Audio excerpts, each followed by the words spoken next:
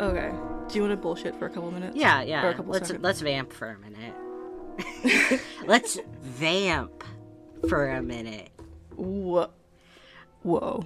I do have like a beginning note that I wrote that, like, for a second I was like, I don't know if it really fits into the context of the film. Like, it does, but it's also kind of like a conversation that is more recent, and references like recent vampire media as well.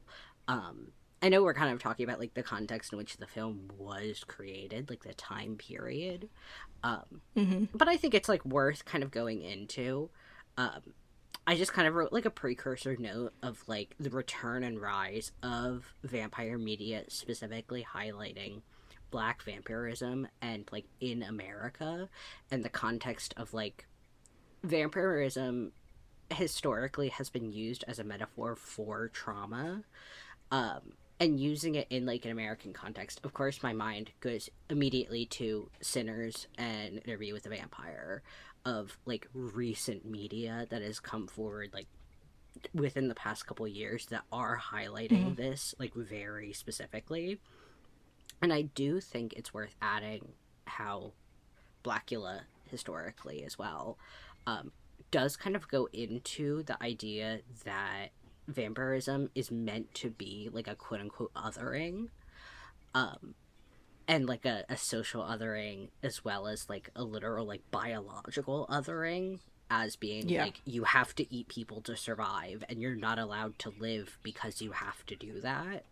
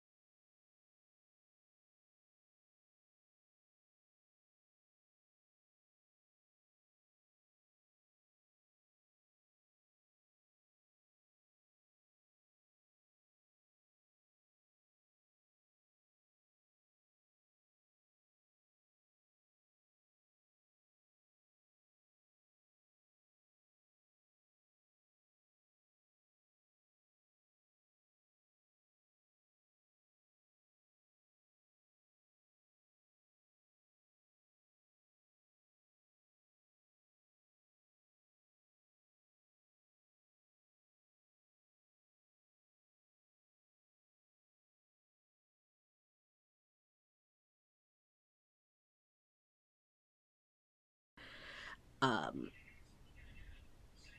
Fuck, you could probably hear them talking Yeah, I in the can hear hallway it. I can too. hear it.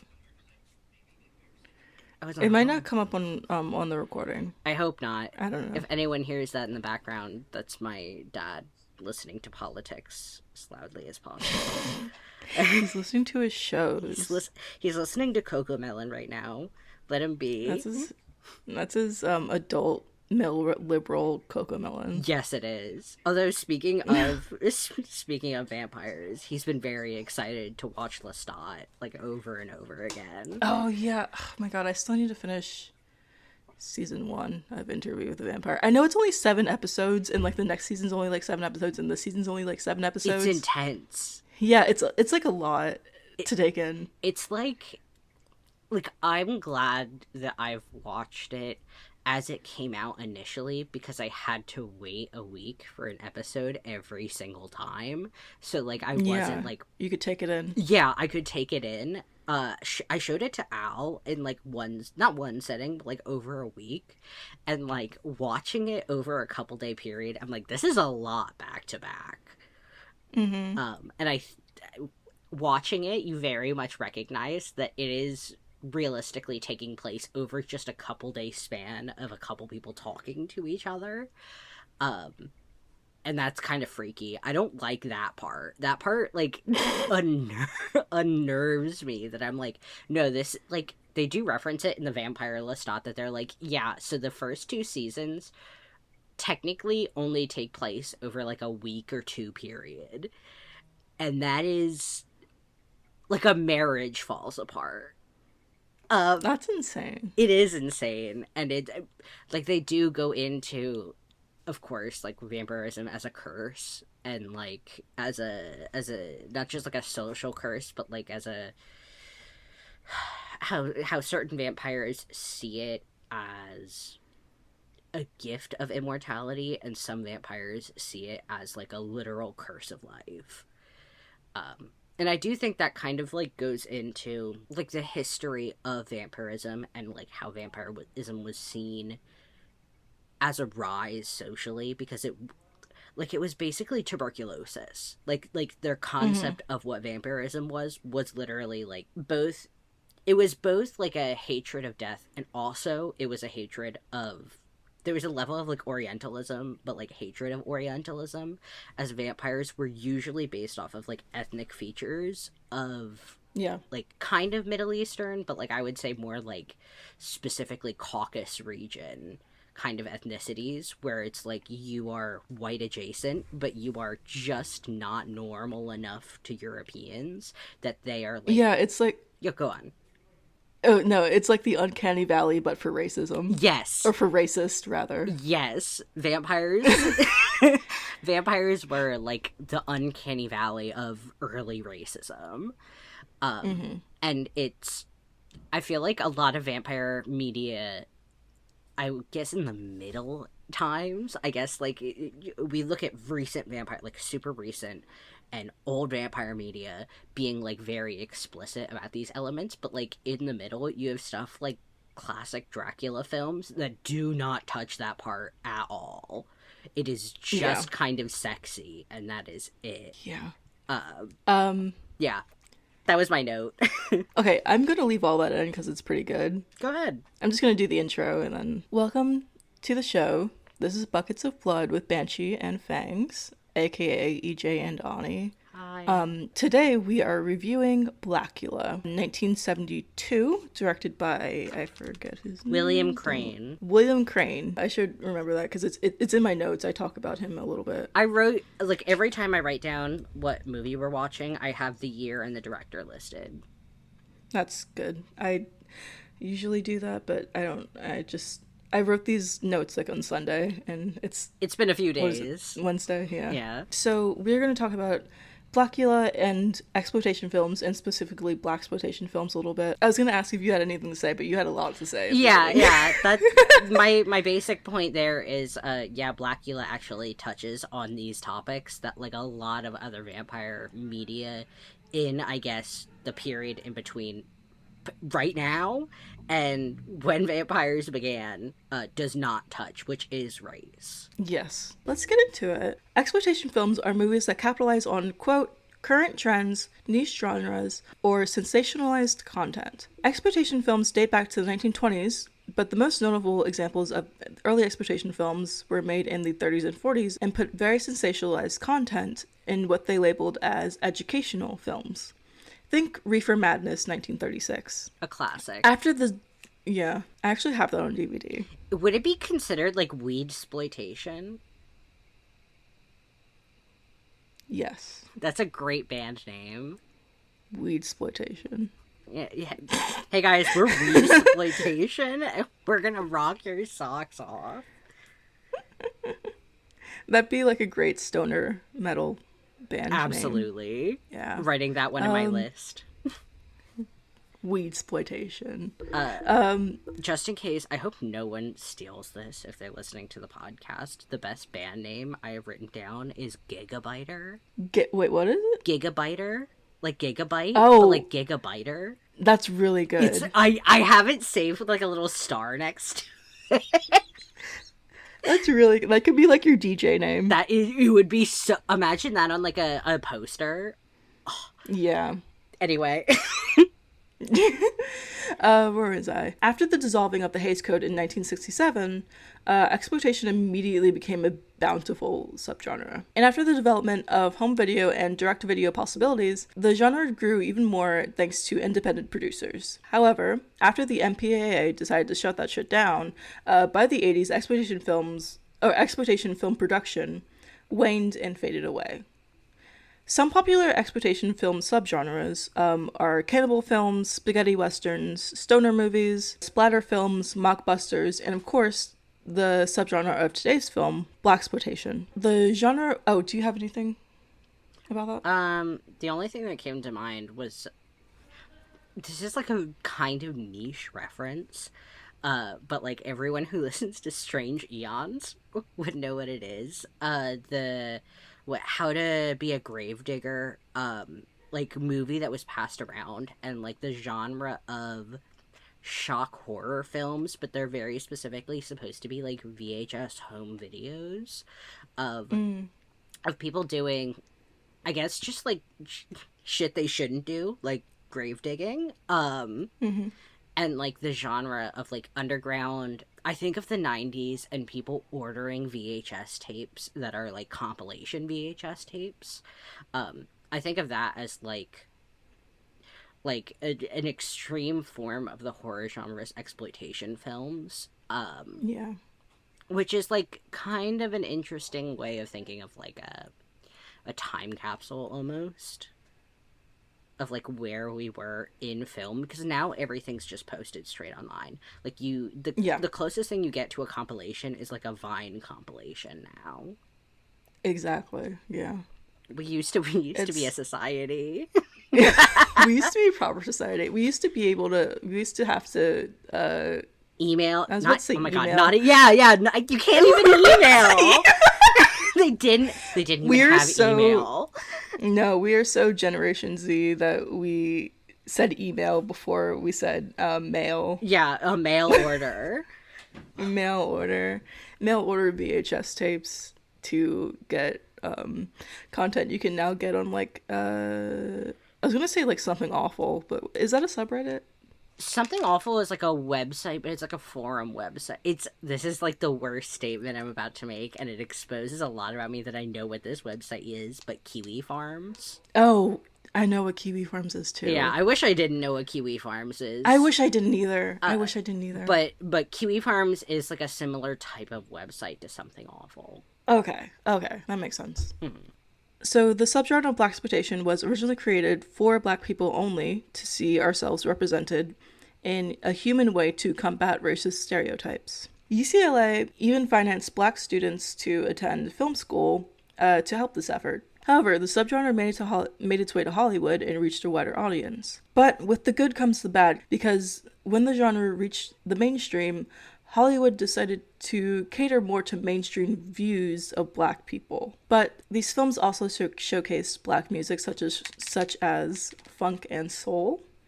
So it's a little bit of a mixed bag about, what the goodness and the badness of it. It's bad because, racist stereotypes, but also you get exposure from, and like Black musicians got paid and got exposure from these movies. I kind of think of like the argument that I feel like I've heard from very specifically like Midwesterners or like middle Americans, who they're like, yeah, I had one person of color in my town, where they're like seeing people of color in media in general introduce them to the idea of other ways of living, and like that feels insane to hear just as a concept. But at the same time, I'm like, I guess it's good that you benefited from learning about people. Like it's like it's gray, but it's gray in a way where it's like there's a spectrum of gray. Yeah, there's this Grady Hendrix quote from that I read that I didn't read last episode, but I read it in preparation for last week's episode about Grindhouse, and he said basically like every movie now is an exploitation movie, and he specifically talked about like the Medea movies, and like Tyler Perry's whole like filmography.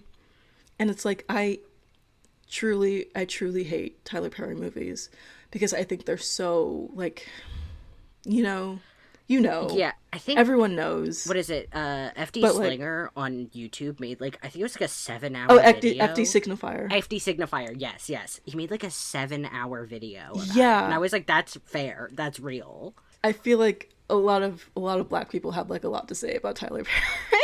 Which is like completely reasonable to be like, sometimes there's situations where it's like other people are scared to, other people, parentheses, like mostly white people, but I think non-black people in general, this isn't like a black community specific thing, this is like any minority group where you're seeing something that is so shitty, but people of other, like the out group, don't want to say anything because they don't want to quote unquote like come off as racist by just criticizing a black person. Yeah, that's a huge problem. Yeah, yeah, Because like, yeah. especially when you're doing like caricatures of your own race, like who is that Vine guy? Which one? The black guy who like, Oh, he does like basically what looks like minstrel shows. yes, him. I know who you're talking about. Oh my god, what's his name? I keep like remembering it, but then I keep thinking of Quan Mills, and it's not Quan Mills. It's definitely not Quan Mills. No, Quan Mills is a good influence. I'm trying to think of like, I only can remember like Vine star names, like 4 people, and one of them is Gabby Hanna. So like Yeah, I understand. It's just kind of like the Vine generation. That's what comes to mind. I remember the names. I remember Curtis Lepore was one of the people. Yeah, And he Jake subbed. Paul. Yeah. I think of him as Liza a YouTuber, Koshy. I guess the ones that like transitioned to YouTube and became popular on YouTube are the ones that stuck in like popular memory, and everyone else like dust faded to the to the ether. Good. Yeah, but it's that guy. It's that guy who I'm thinking about, whose name I will not look up because maybe we can get a comment saying his name. Yes. Yeah. Engagement bait. Please write Engagement something. bait. I do also think of like I have seen kind of video essays about this like as a reoccurring thing, specifically because a lot of social media is, I guess, like shock. Engagement bait is like shock media, and how like a lot, not, it isn't like it's like constant, but there is like a major element of people who are black doing caricature videos pretty much as like engagement bait, and and that being like it's not a good thing. You that is not a good way to get attention, and it empowers racists who are watching it to like continue that mindset. And that's basically like how Tyler Perry made his whole thing. But that's not besides the point, but it's next to the point. It's a continuation of the point. Yes. Okay. If I'm being real, every time I think of like blank exploitation, I think of how I didn't find out until college when you mentioned that there's such thing as nunsploitation, and that is the first thing that comes to mind when I hear exploitation, because I'm like, oh my god, nunsploitation is such a fun word. Yeah, that to was say. in one of the popular subgenres, or yeah. It just, I don't know why it just rolls off the tongue. Nunsploitation. Nothing exploitation rolls off my tongue. Nothing. I can barely say black exploitation. Nobody's getting exploited.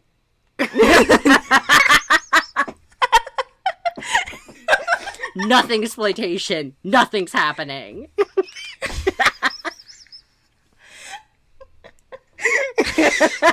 That's how I feel watching those videos that are like YouTube videos for cats. I feel like I'm watching a video where like it's so gentle, it's just birds, and I'm like, nothing's happening.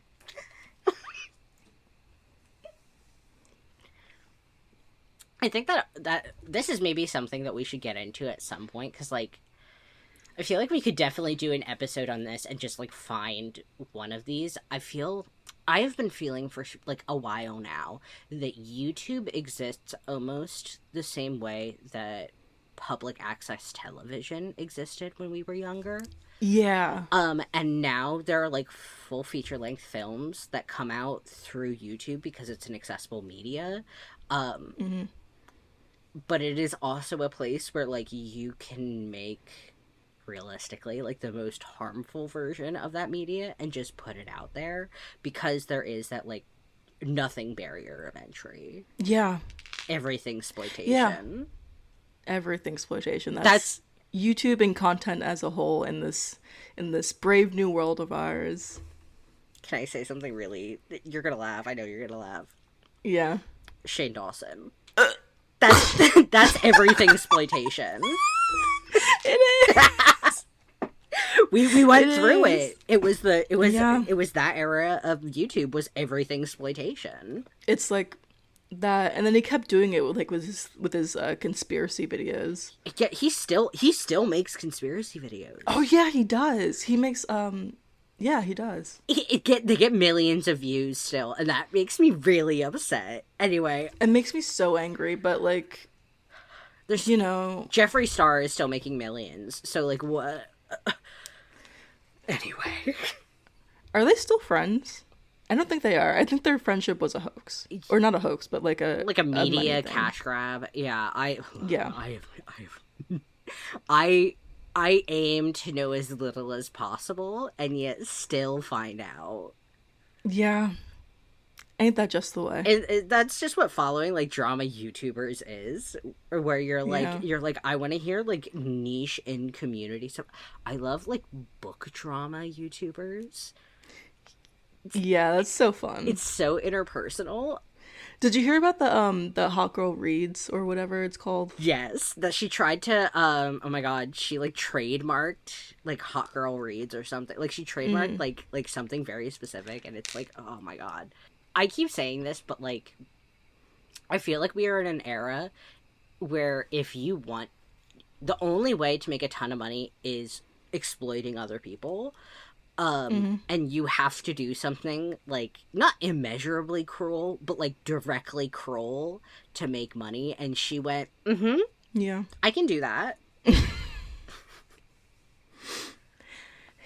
Yeah, and that's why we don't have any money. That's like kind of exactly. I'll have times where I'm like, I could make an income doing drop shipping, but I couldn't live with myself. Not drop shipping. Well, that's the thing is like when people are like, do you want to make an income?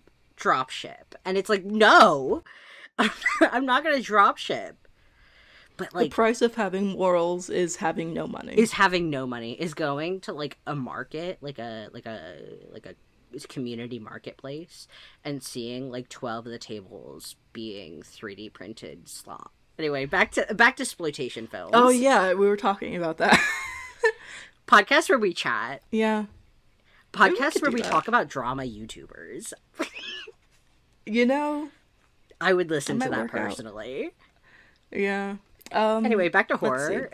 The subgenre or the subgenre of blaxploitation horror films started with this movie that we're going to review today. Like, it literally started with this movie. When I mentioned to my parents that we were doing Blacula, they both went, yeah, I remember that. Like, wait, when did your parents, like, how old are your parents? I forget. No, yeah, my mom was born in 70, my dad was born in 72, but they both were raised, like, I would say, what is considered, like, the most populated area of the U.S., so, like, often when you would go to films, like, you'd have, like movie nights where there was a bunch of stuff running, and, like, it was a film that was famous enough that it would rerun. That's actually pretty cool. Anyway, so from Mike Ramsey's 2021 interview with director of Blacula, William Crane says that the production company, America International Pictures, which was defunct in 1980 until it was restarted in 2020, of all years. Wow. Was in, I know, right?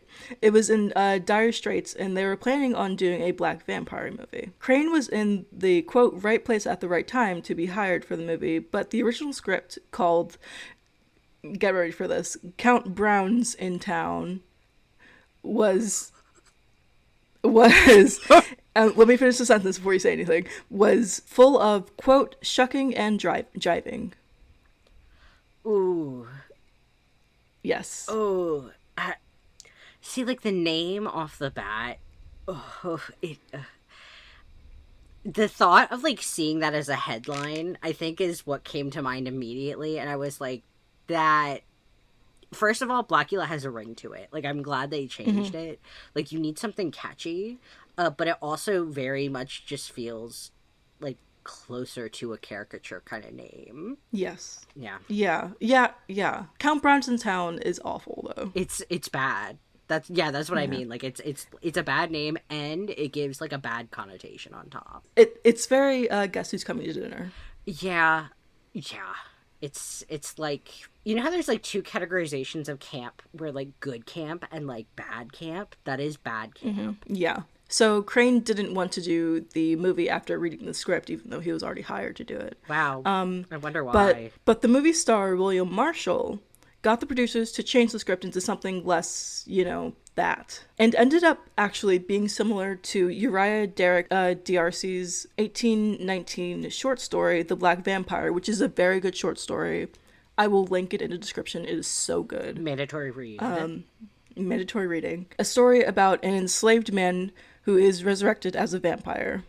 This is during the... Oh, I forgot. I forgot what country it was. Damn it. Admitting that I haven't read it. I haven't read it, but I should read it. Yeah. I have a lot of reading that... between you and I've never read Dracula. Oh, Dracula's really good. I've never read it. I own it, and I've never read it. Just read it. Just, like, put on an audiobook of it and, like, read along with it. I have, like, large books that are just, like, volumes of vampire stories that are just sitting there. I'm terrible sometimes. I've had brain fog for years at this point. I think that's what's going on. Probably. Anyway, back to mandatory reading. So, Black Vampire. Blacula debuted at number 24 on Variety's top films, and I got this quote from this, like, last sentence from the Wikipedia, but I read it. I, like, looked down at the site, at the citations to, like, find who it was from and, like, or, like, what website or what book, and it just said Lawrence and then, like, the page number. And then I looked up and I was like, who's Lawrence? And it just didn't say. It's just Lawrence. And it, like, cited him it cited them multiple times.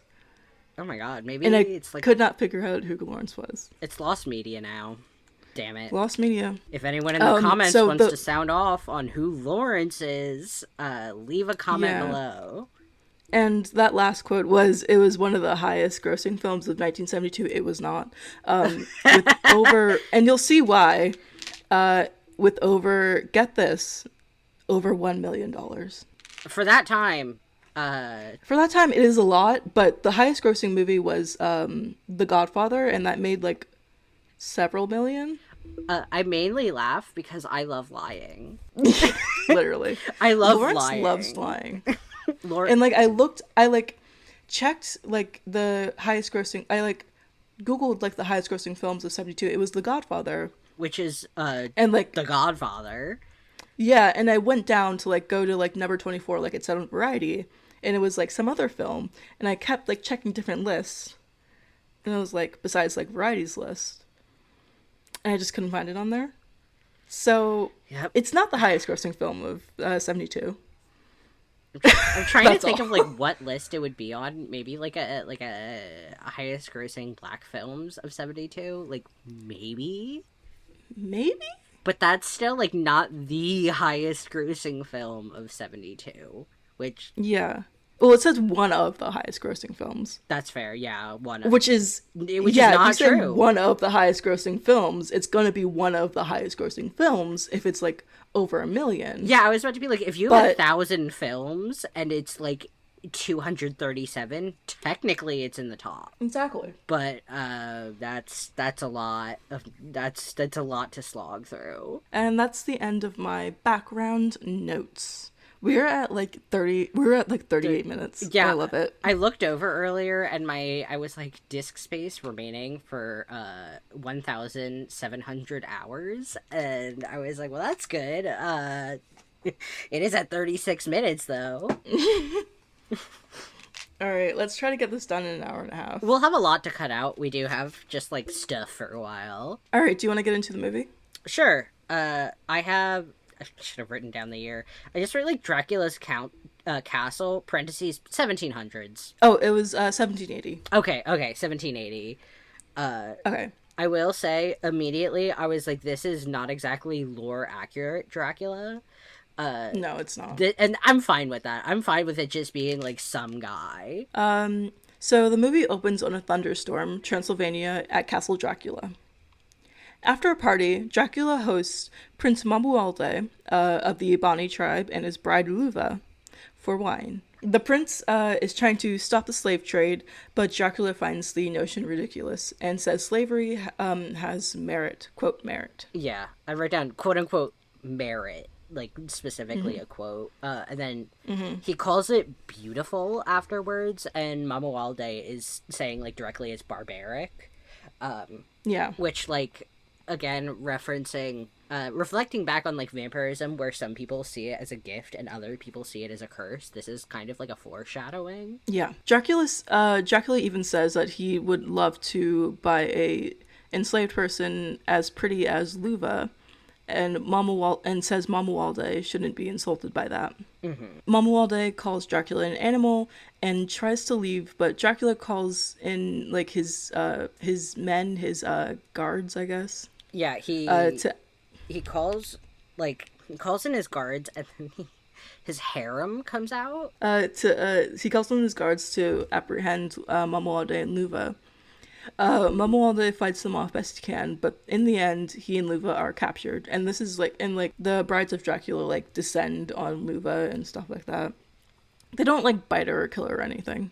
Yeah, not yet. I added like a little note that kind of goes back to like what Dracula was saying in like direct racist terms. He says when he goes to turn Mamualde, he says he's putting a curse of animal hunger upon him. And I like wrote that quote unquote star for eternity. And I wrote like a note like Dracula does this upon being called an animal. Like he is called an animal, so he reflects that as like animalistic hunger of vampirism. But he seemingly has like no mental association that he's doing it. He just seems like he's just like doing it because he's pissed off, but not like literally proving Mamualde's point of him being an animal. Yeah, like he's literally you're literally doing what he just said. Anyway, yeah, it's accurate. That happens a lot. It's accurate. Basically, what Ani said. Dracula bites Mamualde and puts him into a coffin. Dracula monologues about the bloodlust of a vampire, and dubs the prince Blacula. Like very dramatically, he says, "I dubbed thee Blacula." It's so fun. It's like really. It's very funny because the phrase Blacula is kind of like very camp. It is. I kind of like added that to like there's a number of things in this film that I think are like, I guess, comically out of place. We'll talk about the capes later. I think the capes are an element of that. And I felt like that. Well, it was the 70s. The cape could have blended in. It was a look. Well, it didn't blend in because they did note it every single time. Well, yes, they did. But like it was a look. Like they did recognize that they were like, no, he's kind of giving a look. He's like slaying. He's slaying. Literally. He locks the coffin and tells Luva that she'll die here in the cellar, listening to her husband's cries. Cut to really cool animated credits. My note was opening sequence rocks. Very 70s. Yeah, it's up there with like the Grease opening sequence, but like less animated. It's more like minimalist animation. And it's but gorgeous. In like a good way. It's really pretty. But it's like it's up there with the Grease opening animation. Bring back animated I love the Grease opening. Yeah. I love the Grease opening animation. It's great. Anyway. Now present day Transylvania, two American gay interior decorators are in the castle with a real estate agent. Which this is our third real estate movie. Oh my god. Yeah. Love it or list it. Literally, this is like Love It or List It, but like with a lot of blood. Yes, it is. They listed it. They're trying to close a deal on the castle to harvest its antiques. I don't know why I said harvest its antiques, but I couldn't think of another word. No, that's fair. Because, like, I thought at first that they were going to move into the house, but no, they're literally... Yeah, that's what I thought. They're literally just buying it to take this shit. Which, like, I did note that it was restored. They, like, even reference that the house was restored. Which, like, that means that most of the stuff in there is not the antique. But well, unless they kept, because it was mostly like candelabras and shit. Yeah, that they kept.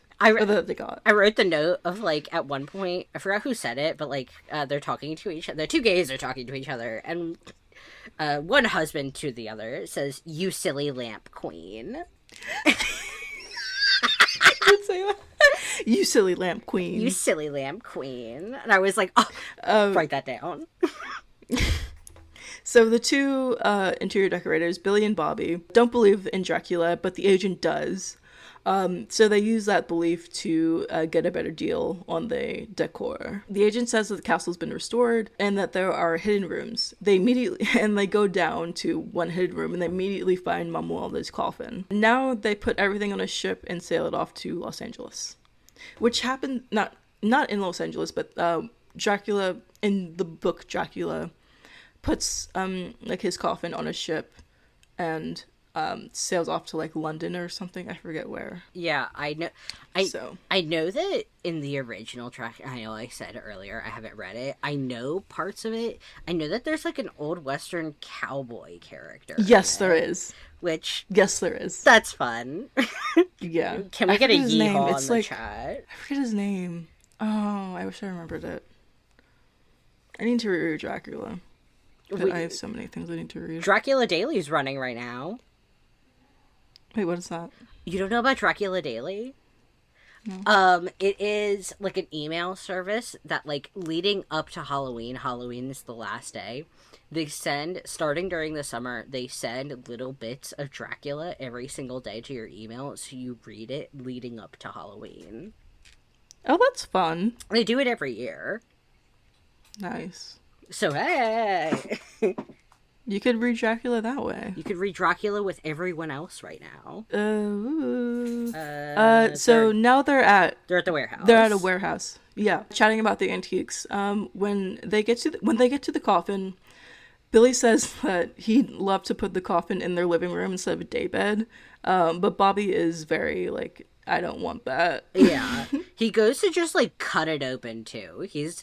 I think it's kind of funny just being like, all right, we just gotta bolt cut it open. You're gonna use it for a table. Oh no, like, Bobby, like, gets, like, a little crowbar and, like, starts, like, literally just, like, tapping it and it unlocks. That's even better. And then... I remember it was just kind of, like, it cuts to him opening and he just, like vampire emerges. Literally. So, Billy tells Bobby to unlock the coffin, and he gets the lock open. Billy accidentally cuts himself, and Bobby turns his attention to that. A cadaverous-looking Mamualde rises out of the coffin and slowly advances onto the two. He gets Billy first, and then drinks Bobby's blood. Mamualde laughs evilly and then gets back into the coffin.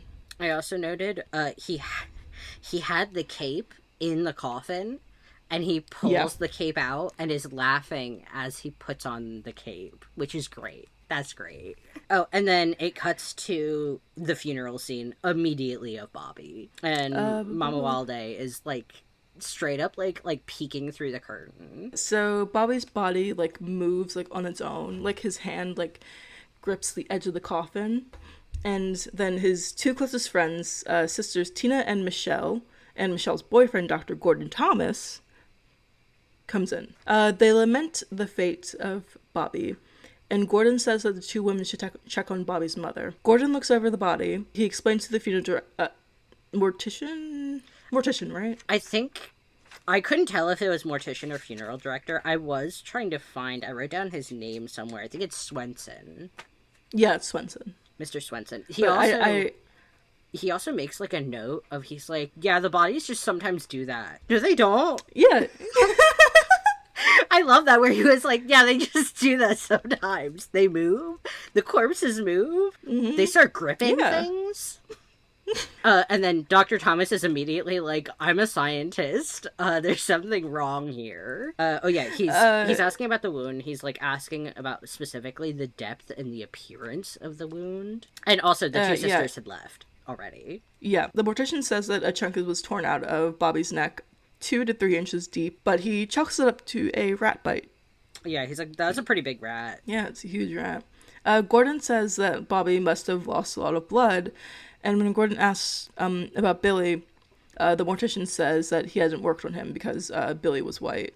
And if it wasn't obvious, Swenson, the mortician, and the rest of the characters in the movie, for the most part, are black. Besides the cops.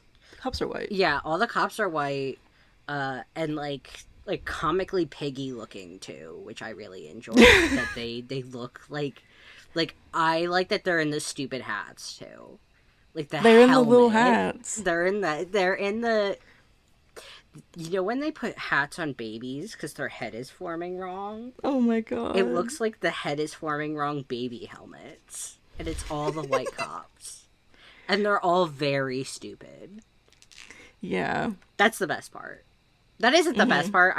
There's much better parts, but that is like the cherry on top.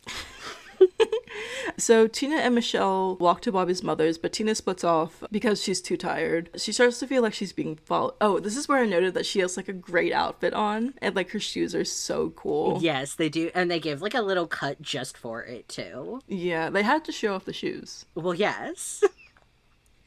There's a couple outfits in this movie that are really good. Yeah.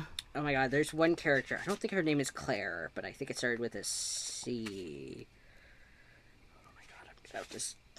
I was about to say scroll. I'm paging through. She's one of the victims later. Is she the photo? Yeah, the photographer. Yeah, we'll get she's to her in outfit. like a great outfit as well. But yeah, and Mama Walde is following Tina. Like she's freaked out as if someone's following her. She is being followed. She runs into Mama Walde, who calls her Luva. She runs away, and he chases after her. He picks up her fallen purse, and then he gets hit by a cab. The cabbie comes out and yells at him. And the cabbie comes out and yells at him for running in front of his cab, and he drinks her blood. I do have it noted that like he seemed like he wasn't really reacting to her until she called him boy, and like that is the point at which he like turned to her and was like, dead. Well, dead asterisk. We'll get into this part later. Well, he's a vampire, so you don't really have to get into it. Oh, well, yeah. Well, no, it is kind of, like, revealed later that, like, when he bites people, it is he is turning them. Which, spoiler alert, I guess. I had assumed that, like, people were dying, and it was, like, I wasn't sure. Sometimes in vampire media, it's, like, a choice to turn people. Yeah. And I was about to say everyone who is turned is black. That's not true. Bobby turns people who are white.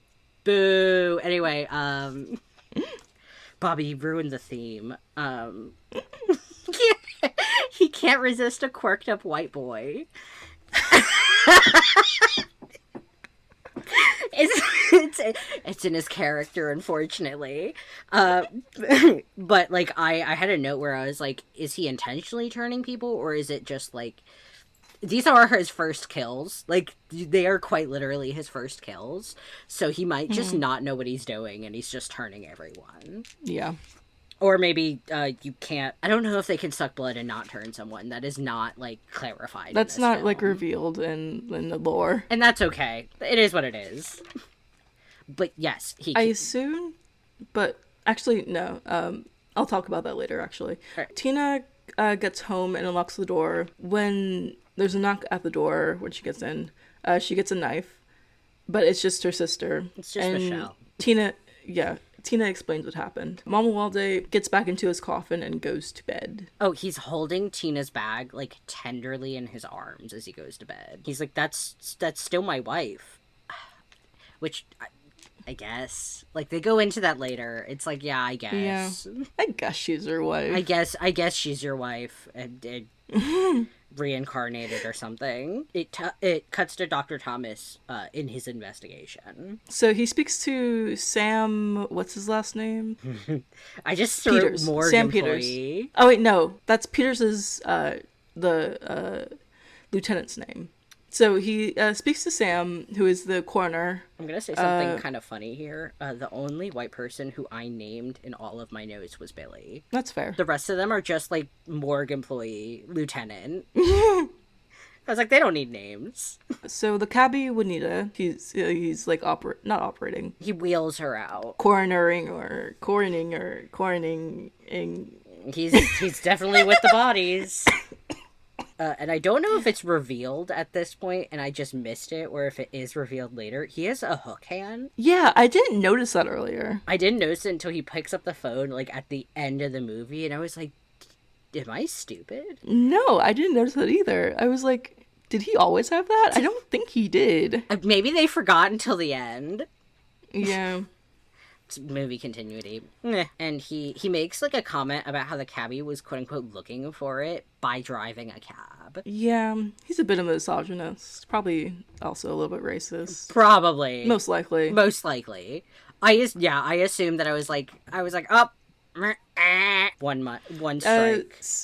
Yeah. So Sam takes down her body down to the morgue, or Sam takes him down to the morgue and pulls out her body. He sees that Gordon sees that there are 2 bite marks on her neck, and he considers the possibility of a vampire, but he doesn't say it out loud. You just see it He considers the checking like the veins, and he's noticing that like there is a lack of blood in all of these victims. Yeah. And he notes to a different employee like in that process. Oh, no. Okay, no. It flips to the scene of the detective next, and he's talking about how there's a lack of the notes on Bobby and Billy. Yeah, so Gordon's like argues with Jack that he and his like team purposely like lost the reports on Bobby and Billy. I have it written down as I think the morgue employee's name is Watson. Sam Watson? Like, his name is Sam. Oh. They call him Sam. Okay. I have it written down as Watson because they said Watson checked the bodies. So I was like, okay, that must be his name, I guess. It might be him. His name might be Sam Watson. I don't know. Yeah, morgue.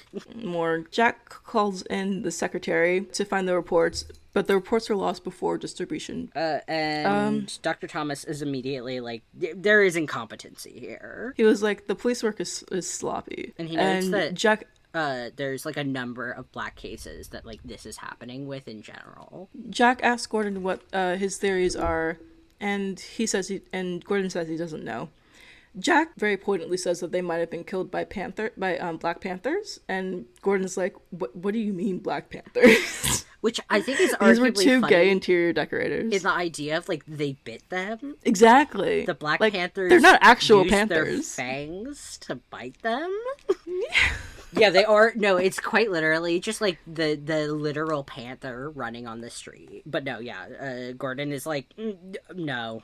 Just no. Yeah. Oh, and then they mentioned that it's Michelle's birthday that night. Oh, yeah, they do.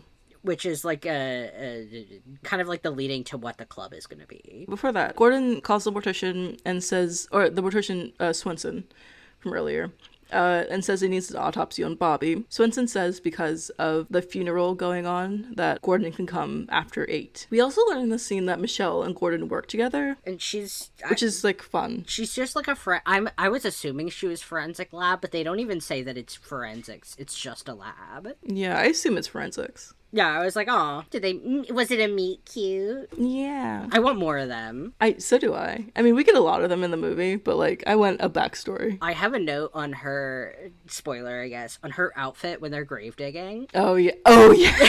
Her fucking outfit. Her outfit. We'll get to that. Oh, I think it cuts to we're at the the club. Yeah. And immediately Mama Walde walks in his cloak. There's also like an extended song and dance sequence. Yes, there is. And like Tina, Gordon, and Michelle are at the table. They're just enjoying at their table. Yeah, Mama Walde comes in with his cape and all, and says something to the doorman, and then the doorman calls over a girl who gets Tina for him. Mama Walde presents her with her fallen purse. She insists that he sits down with them, and she introduces them. he introduces him. Mm-hmm. He explains to them all that his wife died and that Tina looks exactly like her, which is why he followed her. Mm-hmm. And I haven't noted that Gordon and Michelle, like, Gordon's reaction is, like, seemingly, like, skeptical immediately. Like, he's kind of, like, eyeing him up in a way that, like, they do talk about it later where they're like, yeah, he just looks weird. There's something going on there. And I think it's the cloak. I think he's wearing a cloak in the club. Cloak in the club. Wearing my cloak in the club. But Michelle immediately recognizes that he was at Swenson's. Like, she's like, you were at... But, yeah, there isn't, like, much comment from Tina or Michelle about not only, like, the bag, but, like, clearly that he was the same guy from night before. There's, like, no comment on, like, chasing a random woman. They're like, oh, I look like your dead wife. End of story. I mean, it was the 70s. Yeah, that's... People let a lot of shit slide. Yeah, and you could do anything in the 70s. Mm-hmm. Not anything. Eesh. Yeah. But that, you know what? You can chase a random woman and say, you look like my wife. And then as they're at the club, they get news from the funeral home. Yeah, that Bobby's body is missing.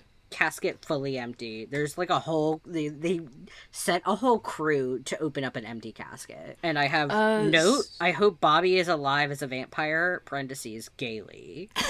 I mean, he is. And we'll find out later. He is. And he is. And Mama Walde is the one who suggests that he isn't really dead. And then he, like, gently dabs his lips with his fingers as if, like, he's thinking about the meal.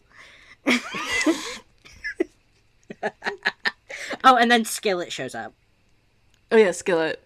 So I think he's the club owner, or he's just like a regular. I just assumed he was like a friend. He was just someone they know, like, because obviously they're like, well, this is Skillet. They're on a name by name basis. So he comes over and sits down. A girl comes over. I just called her a girl until they said her name. Yeah, but she's like it later. I can find it as you're speaking. I'll look. I have it written down somewhere. Yeah, it's like Nancy or something. I don't know. I thought I started with a C. You can keep going, I'll find it, I swear. Oh, sorry. So a girl comes over and takes their picture, and Mama Walde gets something from the table and leaves. Tina gets up to talk to him, and they make plans to meet again at the club tomorrow. It is Nancy, you were right. I think I was just thinking about the C at the end of her name. But yes, that's Nancy. So Nancy leaves and goes to the dark room at her house, which will... It's a little bit weird later, but, like, the dark room is at her house. It looks like it's her kitchen, because there's, like, a fridge in the background. Oh, yeah. I do immediately have a note where I was like, did flash photography use silver plates back then? Because I thought the point... That's what I was thinking. I was like... I thought that it was, like, vampires don't show up in silver, specifically, and, like, mirrors used to be made of silver when that vampire lore came about, so, like, it made sense back then, but, like, I literally Googled, like, I was trying to figure out the time frame of, like, of silver plate photography, and if it was then, and I was like, maybe she's just really into it. Like I'm just gonna have suspended disbelief that she loves silver plate photography. Oh, I also have the Skillet, Skillet keeps talking about the cape. Oh, yeah, he does. Nancy's in her dark room, and she keeps on her club clothes for some reason, which is a black and white, like, striped, like, bustier. Yeah, it's like a... not a onesie. I was gonna say a flapper one outfit, piece but that's bustier. wrong. It's like a... No. It's like a stage, like the people who stand on stage Rockettes. and kick. Yes. Rockettes. Yeah, it's like It's like a Rockettes outfit. It literally is like a Rockettes outfit. She's also drinking so she a keeps that Coors on. Light. Yeah. It's product placement. Let's see. She develops the photo of Mama Walde and Tina, only to discover that Mama Walde isn't in the photo. So he's like he's like not in the photo. Like he's invisible. Mama Walde comes in and drinks her blood and steals the photo. I also made, like, a comment here where I was like, Mama Walde, when he's about to attack, has, like, a vampire form. Like a he goes from like vampire to like supreme vampire look. Like they shadow him, and he gets a lot more facial hair, and Yeah. like his eyebrows get really dramatic, and he gets like a mutton chop. Like it's he has like a vampire form, and I wrote it almost like I was wondering at this point if it's meant to be like a Jekyll Hyde kind of situation where he's not fully in control of the vampire part of it, but like no, he is. No, we figure out later. Like he just does that. Yeah, he just like grows hair He just automatically. he grows hair and can turn into a bat. It just happens. Yeah. Yeah. So a cop comes by and sees the girl falling out of her, or sees Nancy rather. I should stop calling her the girl now that we know her name. So a cop comes by and sees Nancy falling out of her front door, and she tricks him into picking her up, and she bites him. And she takes a bite, and then I just wrote below it, no signs of who took Bobby. Nope. I mean, it was probably himself. It was, yeah. At this point, I was just like, who took the body? No, it wasn't. So we find out that the cop was Barnes, and he had a report for Gordon, but of course Gordon didn't get it because he was vampired. So Jack says that there's no sign of Bobby. Mm-hmm. And Gordon wants to dig up Billy's body, and Jack says he won't be able to get him the permits. And then it cuts to like the forensics office, and Michelle's bringing him books, and she's straight up like, they're ghoul books. Yeah. The ghouls. So Gordon's reading a book about vampires. Michelle comes in. He gets a call from Jack saying that he couldn't, in fact, get the permits to exhume. Gordon tells Michelle that they're going to dig up Billy's body that night. Michelle refuses at first, but then is persuaded to agree by kisses. Yeah, I literally wrote like he's flirting / like loving up on her, like straight up. He's giving the broke boy broke boyfriend from behind hug, where he's like, babe. Sorry, I have to plug in my computer. No, you're good. He's like, no, but like, babe, we have to. And also a book, he like pulls up like a specific book that says The Dead Ones. The Dead Ones. She pretty much is like, eventually like, sure, like, yeah, whatever. Yeah. So eventually, that same time, that night, Mamuwalde knocks on Tina's door and says that he needs to speak to her alone. Mamuwalde explains his past to her and that he was turned into a vampire 2 centuries ago. He says that Dracula turned him, and Tina says that Dracula is a myth. Mamuwalde keeps going and says to her that he wants her to rejoin him. And when she says she can't, he says he won't take her unless she comes willingly. Mm. And then they have sex. I wrote a comment that says no thrall win. And for the dear reader who might not know this part of vampire lore, because this is like something that's like not always talked about, thrall is like a mind control that vampires can use to get what they want, usually specifically sex. Yeah. Also, I'm trying to think. There's like a media I consume that like, oh no, I'm thinking about creepypastas. Yep. There are Slender Man has thralls in creepypastas. Yeah. I have I guess this is context for our dear listener. I was part of like a fandom that had a vampire in it. So I've done like a comical amount of like what is considered like vampire website research. Like people who dedicate themselves to making like vampire information pages. And I have like one of my websites, I could probably pull it up. It's like the Federal Bureau of Vampires. Yeah, here it is. The Federal Vampire and Zombie Agency. They have a section on thrall, and that's where I've done my like thrall research historically. Nice. I think that's like one of my like, when I think of thrall, that's one of the most, I know there are people who kill other people, but that's like the most upsetting part of vampires to me, is that they have thrall. Yeah. Like technically, what's his face was a thrall. Dracula, not Dracula, but Nosferatu. in Dracula. No, not Nosferatu. She kind of just loves that. Yeah. No, but in Dracula, Renfield is a thrall. Yes, yes, yes. It's the absolute like attachment kind of thing. Yeah. Also, Mamualde in this scene, he says like she's Luva recreated. He's like heavily implying to her directly, like you are my wife. There's something about like you are my wife, and she eventually is just like, okay, I guess I'm your wife. Also, kind of a callback to him getting turned. Mamualde describes his turning as enslavement. I wrote down the note because he said like I was enslaved in reference to being turned. Oh yeah, he does. He does. And I think that is like a solid through line throughout where they're referencing vampirism. Again, the gift versus curse. And yeah. At the graveyard.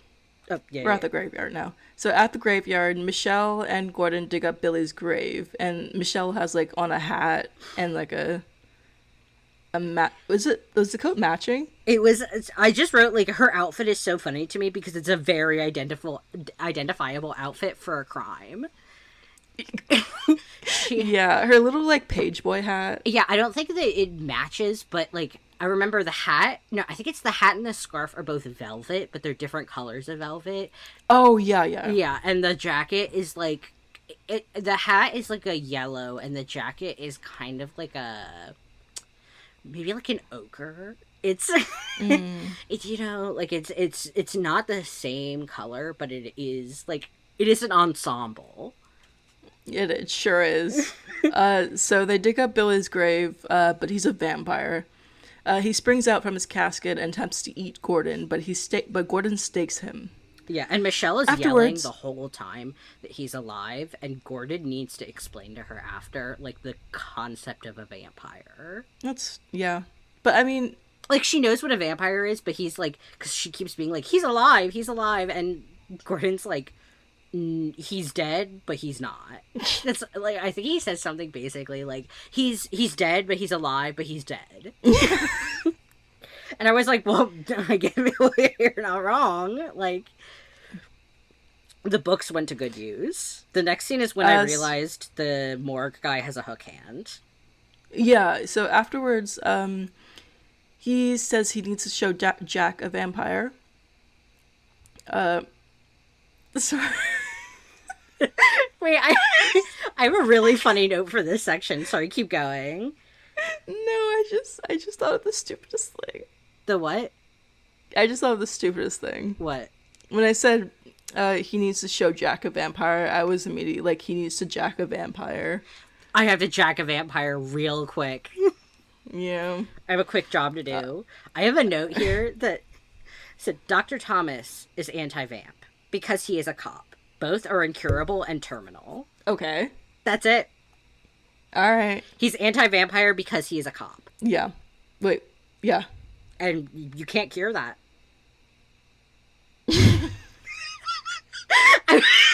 I was like, the moral of this story is you shouldn't be a cop.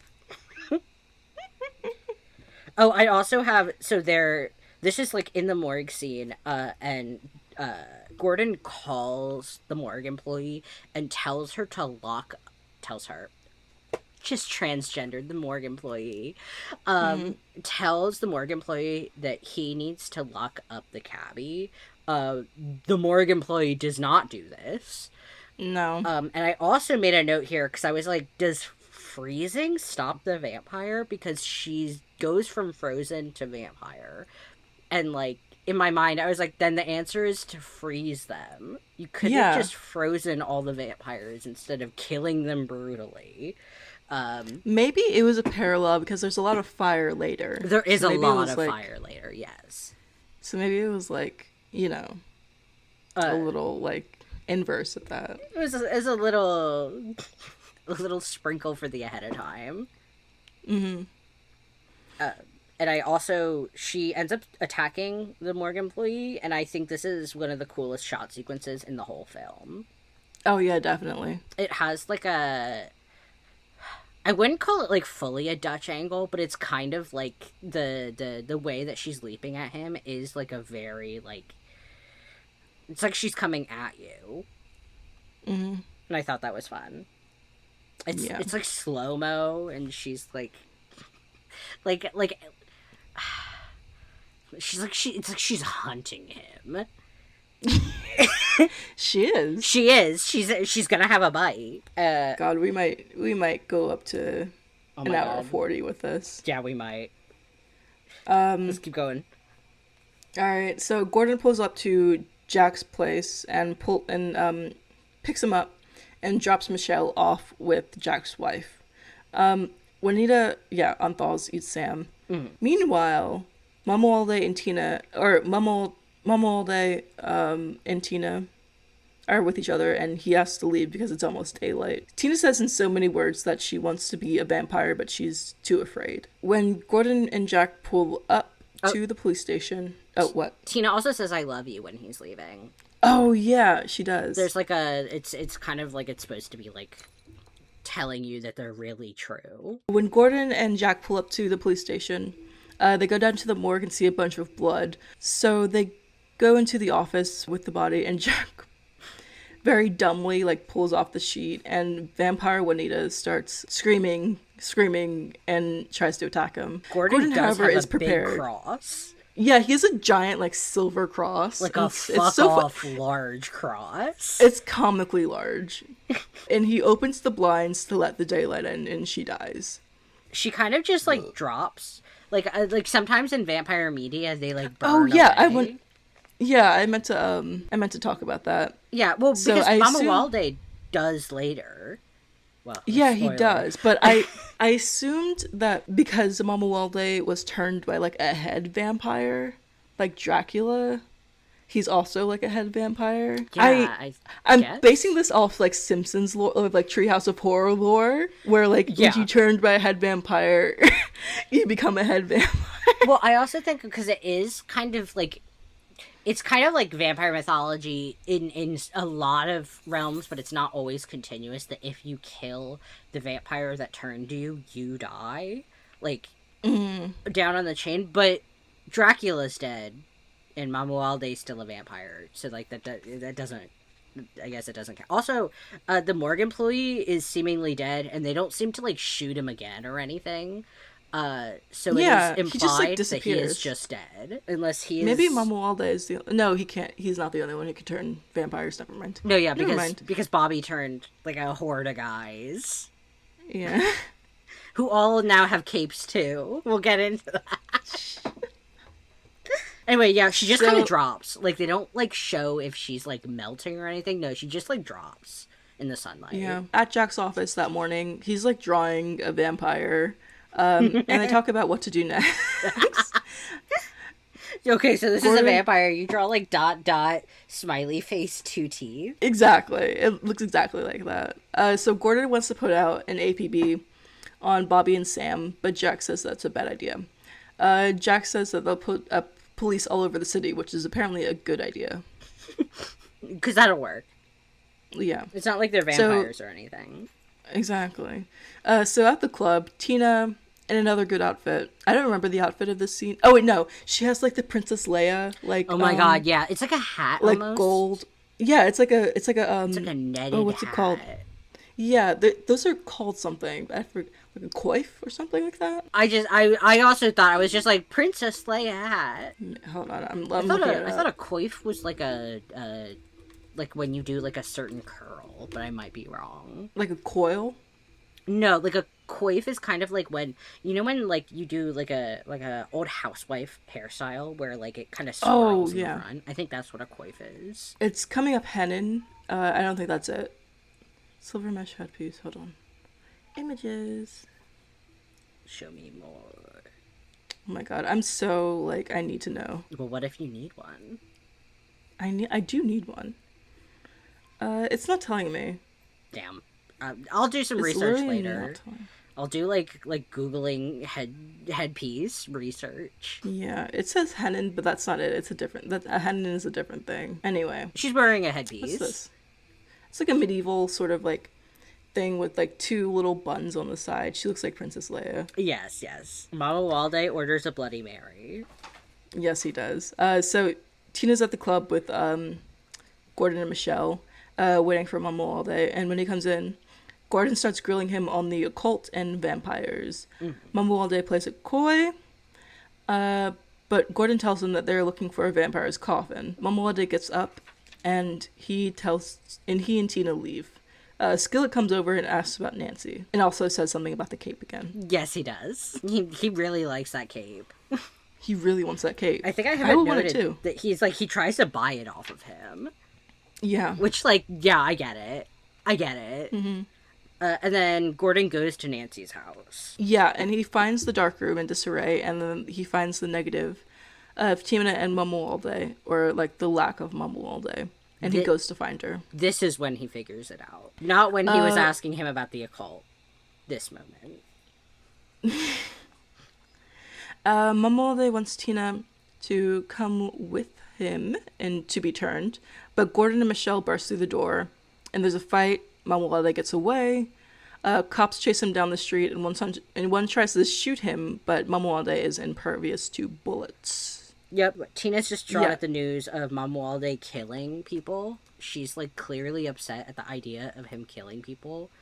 He is a vampire, and she knew that. Yeah, but, like, sometimes you have, like... Sometimes it has to cognitive dissonance. Yeah. It kind of cuts to the cops on the town, like, trying to find vampires, and they find Bobby.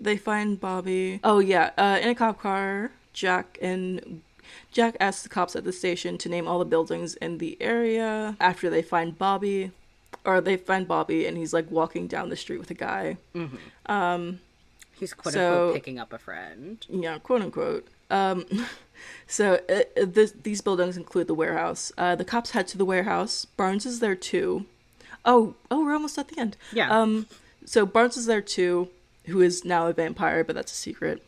They go in through the middle door, and the door closes behind them automatically. They walk deeper and deeper into the warehouse and get accosted by and kill every vampire in sight with stakes and fire. They are all wearing various cloaks. Yeah.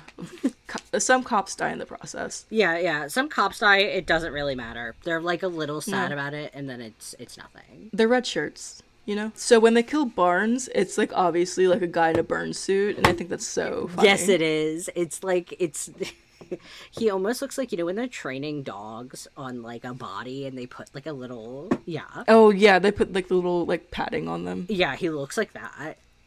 Yeah. And then... the warehouse cup. Gordon's the one... I keep calling him Dr. Thomas in it, even though it's Gordon. I just go back and forth in my notes. Gordon is the one who pretty much, like, takes all of them out. Yeah, he does. Everyone else is useless. Yeah, Jack can't bring himself to kill Barnes, and then, like, Gordon gets the lamp from him and, like, throws it at him. Mm-hmm. Not Jack, but Barnes. And then he lights on fire. Mm-hmm. And then he's... As one does.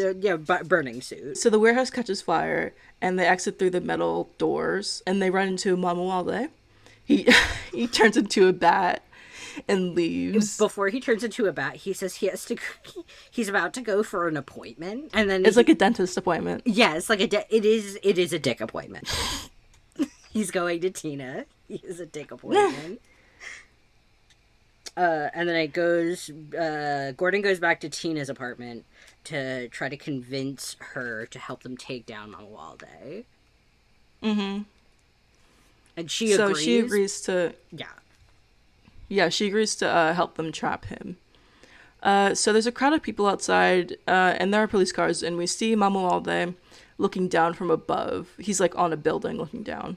He psychically calls to Tina, and she goes with him, and she, like, escapes, like, very easily. Like, she just, like, leaves. And I have it noted here, she seems like she's in a trance, and I wrote... Tina Princey's now seemingly in thrall, frowny face. Because because she's kind of like walking like completely emotionlessly through. She's like, Yeah. as she's escaping, which like I do also have it noted, the cops see her and just keep driving. Their only job is to get these people, and they're like, oh look, it's the person we're following, and they're going the other direction. Yeah, so they put out an APB on Tina. She walks to what was it called? It was a chemical plant. So she walks to a chemical plant, and the two cops find her and they just like drive by. So she walks to the plant and descends the stairs and finds Mamuwalde. He's about to bite her, but when the police show up outside, he pulls her away. Jack and Gordon arrive and tell the cops to yell for them if they find and immediately a cop shoots Tina in the back.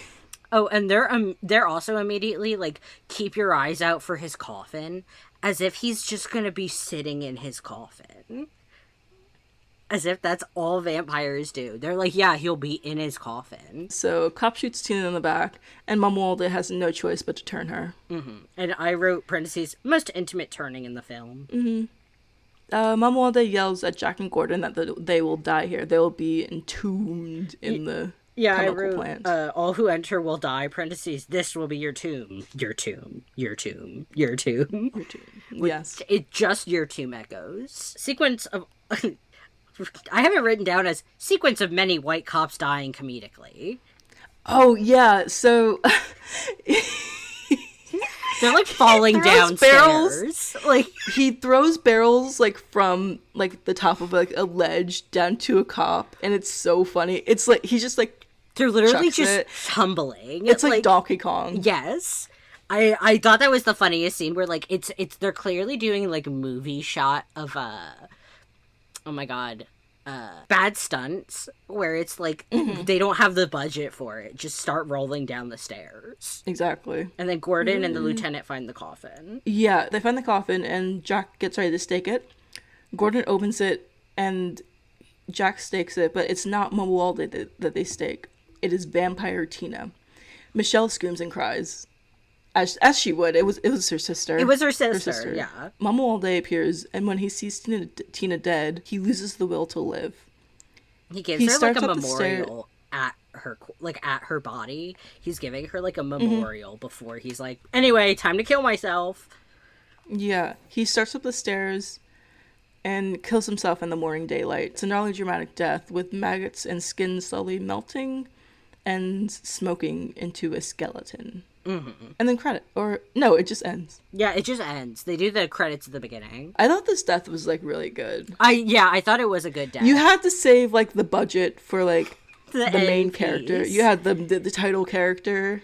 I respect it, honestly. I get it. You look, if you're gonna do special effects in 1972, you can only afford like 3 people getting special effects.